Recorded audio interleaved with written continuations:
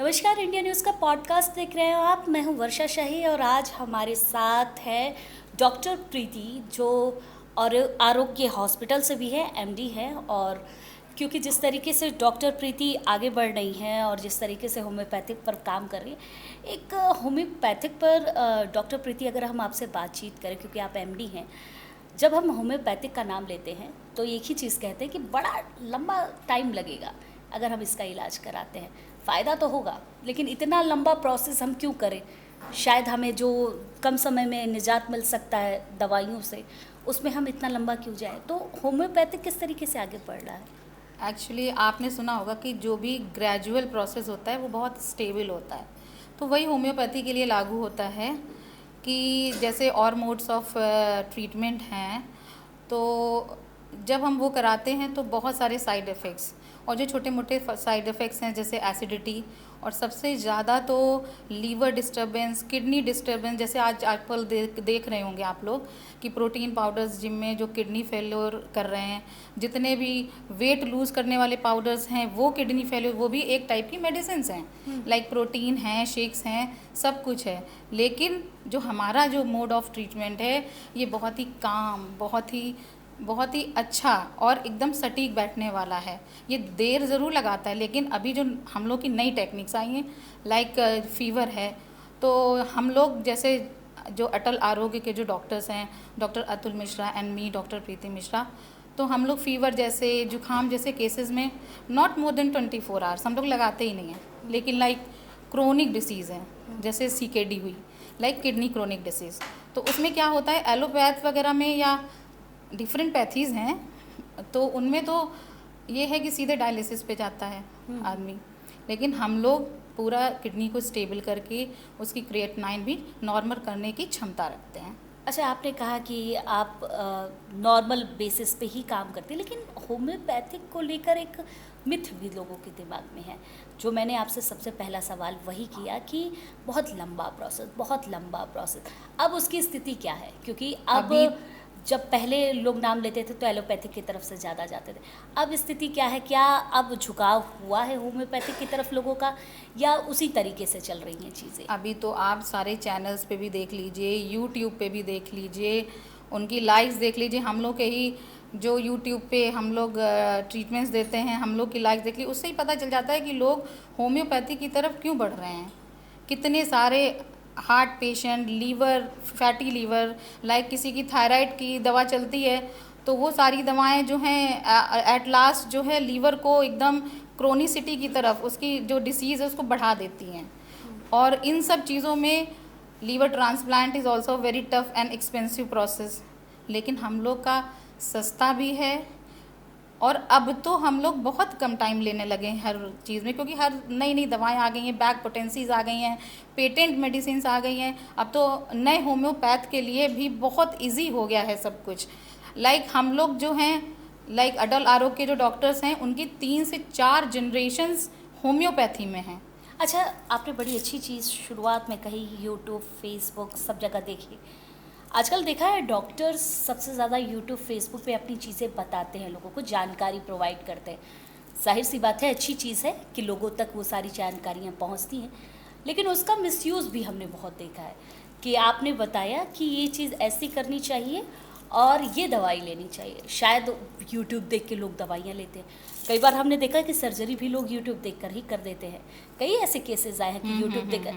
तो इसका नुकसान कितना होता है, और किस तरीके से अगर कोई पेशेंट आपके यूट्यूब चैनल या किसी चीज़ को देखकर वो चीज़ें ले रहा है, तो उसका नुकसान और फ़ायदा कैसे है? नहीं, जो भी डॉक्टर अपना यूट्यूब पे चैनल बनाते हैं या दवाइयाँ बताते हैं, तो उनको ये करना चाहिए कि वो ये चीज़ भी एजुकेट करें पब्लिक को कि पहले उनको कॉल करें या किसी भी नज़दीकी अच्छे होम्योपैथिक डॉक्टर को कंसल्ट करके ही दवाई लें, क्योंकि इन होम्योपैथी इंडिविजुअलिटी, सब्सेप्टिबिलिटी बहुत मैटर करती है। एक पतले व्यक्ति की दवा अलग, एक मोटे व्यक्ति की दवा अलग। अगर सर दर्द भी है तो राइट साइड की अलग, लेफ़्ट साइड की अलग, विद मीटिंग अगर है तो अलग। तो ये बहुत सारी डाइवर्सिटीज़ हैं होम्योपैथी डॉक्टर्स को। तो मैं बिल्कुल सलाह नहीं दूंगी कि वो किसी एक दवा को हर व्यक्ति पर चला सकते हैं। ये मेरा अपना पर्सनल नज़रिया है। अच्छा, तो मतलब अगर कोई यूट्यूब या फेसबुक से देखकर चीज़ें कर रहा है तो शायद पहले डॉक्टर से आप सलाह एकदम लें। एकदम तब सलाह उसके लेनी बाद चाहिए। आपको चीज़ों में आगे बढ़ना। इवन जिस डॉक्टर को वो लोग देख रहे हैं उसको भी वो लोग रीच कर सकते हैं, उनके फ़ोन नंबर्स दिए रहते हैं। और मेरे ख्याल से कोई भी होम्योपैथिक डॉक्टर आखिरी में यही बोलता है। हाँ। अगर मैं आपसे बात करूं प्रीति जी, तो हाँ। अब कोविड वेव की एक बार फिर से शुरुआत हो रही है। जब पहला वेव आया था, सेकेंड वेव आया, थर्ड वेव आया, तो लोग होम्योपैथिक की तरफ थोड़ा सा खिंचाव बढ़ा कि चलो होम्योपैथिक दवा लेते हैं और हमें इसका लाभ होगा। कोविड में उसका लाभ हुआ भी, होम्योपैथिक दवा ली गई। अब जो ये वेरिएंट है, इसमें किस तरीके से होम्योपैथिक दवा दी जाएगी लोगों को, और इस वेरिएंट में होम्योपैथिक किस तरीके से काम कर रहा है? देखिए, होम्योपैथिक डॉक्टरों का और होम्योपैथी का जो हमेशा आधार रहा है वो लक्षण रहे हैं। विदाउट सिम्टम्स हम लोग वर्क ही नहीं करते हैं। जैसा जैसा चुनौती हमको कोरोना देता जाएगा वैसे वैसे हमारी दवा बदलती जाती हैं और वैसे वैसे हम लोग उन पे पार्स यूज़ करते हैं। And we have a sufficient पार, होम्योपैथी में पार है कि हर एक संक्रमण से लड़ने का, और हम तैयार हैं उसके लिए। बिल्कुल, कोविड आ भी रहा है, तैयारी आप लोगों को बेजोड़ करनी भी पड़ेगी। अब हम अगर बात करें महिलाओं की समस्याओं की, आप भी महिला हैं, मैं भी महिला हूँ। महिलाओं की समस्याओं का समाधान करना और उनसे बात कर कर उस चीज़ को निकालना बहुत ही मुश्किल होता है, क्योंकि अगर आप गांव दराज में जाएं तो आज भी महिलाएं उसी तरीके से घूंघट करती हैं और अपनी समस्याओं के बारे में बताना नहीं चाहती। किस तरीके से आप उस चीज़ को लेकर जागरूक करती हैं, और जब कोई फीमेल आपके पास आती है तो कैसे उनके समाधान को आप लाती हैं आगे, कैसे बात करती हैं, कैसे क्या क्या चीज़ें, इस सब में सबसे ज़्यादा क्या निकल कर आ रहा है महिलाओं की समस्याओं में? देखिए, सबसे पॉजिटिव थिंग है कि मैं एक महिला डॉक्टर हूँ और एक महिला पेशेंट को बात करने में जरा भी संकोच नहीं होता है। और मैं एक बहुत ही सरल तरीके से पूछने वाली महिला डॉक्टर हूँ, तो मुझसे सब कंफर्टेबल रहते हैं और बहुत अच्छे से केस टेकिंग हो जाती है। थोड़ा टाइम लगता है 15 to 20 minutes if she is शाई इन नेचर और किसी भी आधार पर। इसीलिए हम फीमेल हिस्ट्री जो लेते हैं महिला को अकेले बैठा के लेते हैं कि उसका कोई रिलेशन कुछ हैम्पर ना करे सिम्टम बताने में, तो उसको एक अलग चैम्बर में ले जाकर हम लोग उसकी हिस्ट्री प्रॉपर लेते हैं और पर्सनल हिस्ट्री, मेंटेनेंस कॉज और उसका क्लाइमेटिक कॉज, और सबसे जो महत्वपूर्ण होता है होम्योपैथी में जेनेटिक कॉज, हेरिडिटरी कॉज, वो बहुत मैटर करता है। और हमारे जो होम्योपैथ हैं, होम्योपैथी है वो जेनेटिक हिस्ट्री को लेके आनुवांशिक बीमारियों को जड़ से ख़त्म करने में 100% कारगर है। तो मतलब होम्योपैथिक ऐसी चीज़ है जिससे हम कह सकते हैं कि महिलाओं की समस्याओं का समाधान सबसे ज़्यादा होम्योपैथिक से मिल सकता है। हाँ, अब मैं होम्योपैथ हूँ तो मैं होम्योपैथी की ही सराहना करूँगी। मैं अगर महिलाओं की कॉमन समस्याओं की बात करूं तो आजकल जो एज क्राइटेरिया चल रहा है उसमें पीरियड्स काफ़ी जल्दी पहले आ जाते हैं। जो हम एज क्राइटेरिया पहले देखते थे उनसे पहले अब बच्चे ग्रोथ करने लगे, लड़कियां ग्रोथ करती हैं, उनकी बॉडी मूवमेंट ग्रोथ करती है। ऐसा क्यों, क्या चीज़ें बदलाव हो रही हैं, और किस तरीके से जो आज की लड़कियां हैं उनको अपने में ये जो चेंजेस आ रही हैं उसको सही से अपने एब्जॉर्ब करना होगा, किस तरीके की तैयार होना होगा, क्योंकि एक बड़ी चीज़ होती है जब ग्रोथ होती है बॉडी की।